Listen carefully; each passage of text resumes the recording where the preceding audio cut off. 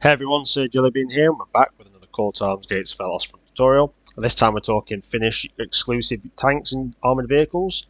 So these are the tanks and trucks that Finland uses that Germany and Russia doesn't have access to, because obviously they use a lot of kind of captured and repurposed stuff and just variants of some certain German tanks. So these are Finnish only, and they're quite good, some of them, some are not so good. I'm going to tell you my opinion on them, show you their inventories, and basically talk about whether they're worth bringing.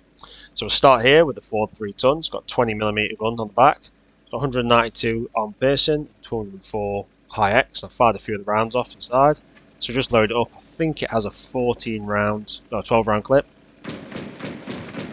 As you can see, standard 20mm gun. Quite decent against anti-air. Can even do light trucks. Won't obviously be able to fire. Oh, it can actually fire directly. Good for some of these trucks. It also obviously has. The truck is very lightly armed at 2 and 8.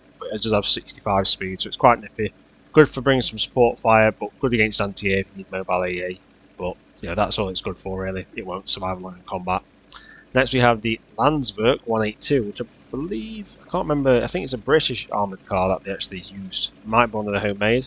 Now this thing's a bit strange now. It's got 5 to 15 armour, so it's light. 65 speed, so it's nippy.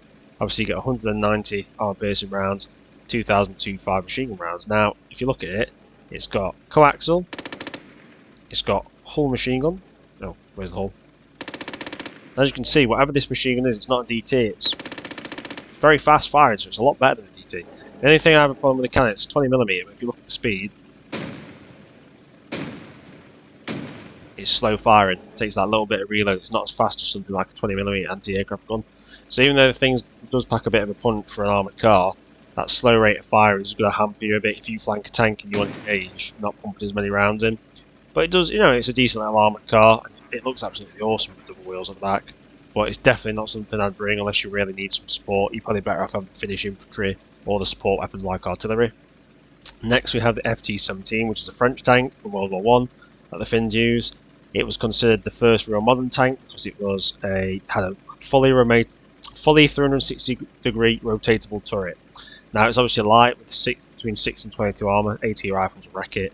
It's slow as hell, it's 7.7 speed, I think it's one of the slowest vehicles in the game. Crew 2, now this thing is armed, literally, with a 37mm main gun. It's got very low penetration, I think it's 16mm is garbage. This one is terrible as well because it has no coaxial MG, so you can literally run up to it and kill it. Do not buy this FT-17. I did, it's shocking, it's really, really bad. Just completely avoid it, and I'll just show you how slow it is. That's it. That's its max speed. It gets like 0.7 more. It's so slow, infantry will outrun it. It's terrible. Now, the FT-17 Maxim obviously has similar armour, well, slightly less armour at 6-16. Same speed, that comes with a lot of ammunition. The main advantage is, it's got a 250 round belt Maxim, as you can see.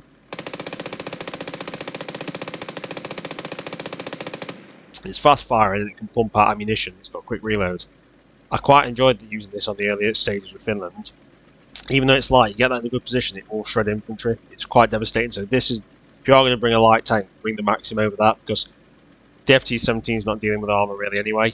And anything that's light enough to be dealt with that, the Max can deal with. So the Maxim is actually pretty good. So I don't mind the FT-17 Maxim. It's quite cheap and cheerful. Good little mobile machine gun. Next we have the Landsverk L62 anti-aircraft gun, and this is a 40mm anti-aircraft gun. The armour's 5 to 15, obviously it's open topped. Speed 45, but the anti-aircraft gun, it's only got 4 rounds in the magazine, and it's not the fastest firing either. It can pump out fairly steady rounds. It does look quite cool, seeing the casings fire out the back.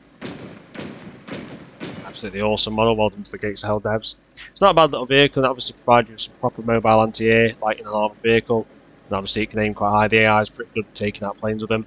And obviously it can deal with armour piercing, it's got some pretty good penetration. I can't remember the exact penetration, but the thing will deal with light armoured vehicles, and I've messed up a T-34 before from the side. So it's not a bad support tank, and at 45 speed it's quite nippy, so I do quite like that. We've got the Vickers 6 ton here, it obviously has a 37mm main gun, it has the secondary Maxim, a 250 round belt, and it's got the little Suomi SMG at the front as well. It's also fast, so it's actually a really good anti-infantry tank. Comes with 14 AP, 35 HE, and craps the machine gun rounds. I actually quite like these. I've used these a bit of a main game in my tutorial playthrough. Armour's 5 to 17.5. so it is like the armoured. Speed 31's quite slow as well, but it will deal with light infantry and even deal with light vehicles. They're quite good and they're quite nippy. If you look at it, it's quite a small little tank. You can easily hide this. It's a good little tank, and I like the Maxim with the 250 round belt. It will shred infantry. So I actually really like it because it's definitely something you should bring when you get to the light tank. It's one of the first ones you unlock as well. Now this thing's actually quite good. It's the BT-42. Armour's between 6 and 20, so it's light. It's 52 speed, so it is pretty fast, but it's the main weapon. It's 114mm main gun. So I'm just going to fire off a round and show you how powerful it is. So this is the high X round. As you can see, that basically like an artillery shell. So you've basically got a self-propelled gun, pretty much. It's like a mini KV-2 in my opinion, mind you. It also has the high explosive tank shells, which I don't know the exact penetration. I'm actually just going to spawn something, so I forgot to do that earlier, my apologies. Let's just get a T-34. T-34. I'm pretty sure the HE will go through it. We'll just bang him on player 1.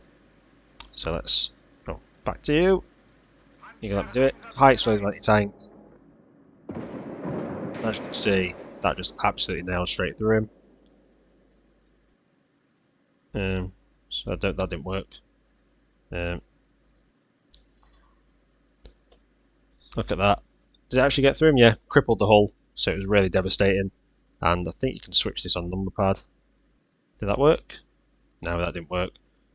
My laptop's not seemed to do what I wanted, the shortcuts. So we'll just pump another round in just to show you. As you can see, it's quite devastating. So it is quite a powerful gun. You know what, I'm just going to test it while I'm here, because I just thought, I've never actually tried it, but can this take on a heavy tank like a KV? Because it's high explosive anti-tank, it doesn't matter if you engage at 5 meters or 15, remember? High explosive anti-tank is similar, whatever direction. Why is this being a pain in the arse? Pardon my French.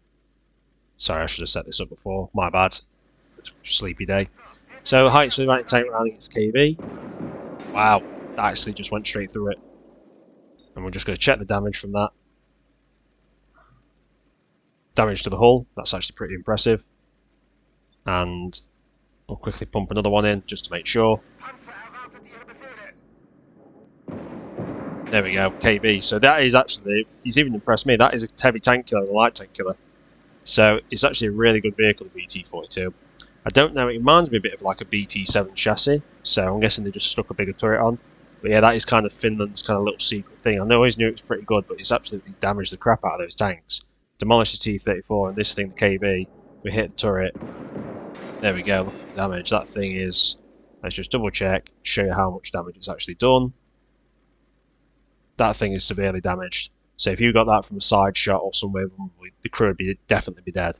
So the BT-42 is a definite. Obviously the only disadvantage, no machine gun support. So you need a tank to support it or infantry, and it's very light, so it's a supporting weapon. But it's got a range, I believe, is it 160? Might be a bit further.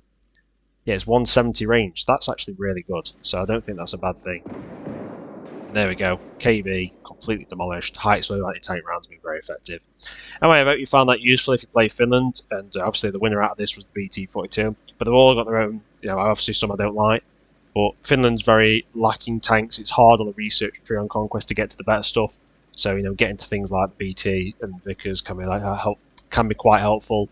And obviously even stuff like the Maxim FT-17 can help you when you've got very little armour. But as Finland, your main job is trying to steal enemy armour, because that's quite effective. Anyway, I hope you found the video useful. Like, subscribe and comment if you did, and I will see you on the next one. Thanks for watching everyone, and have a fantastic day.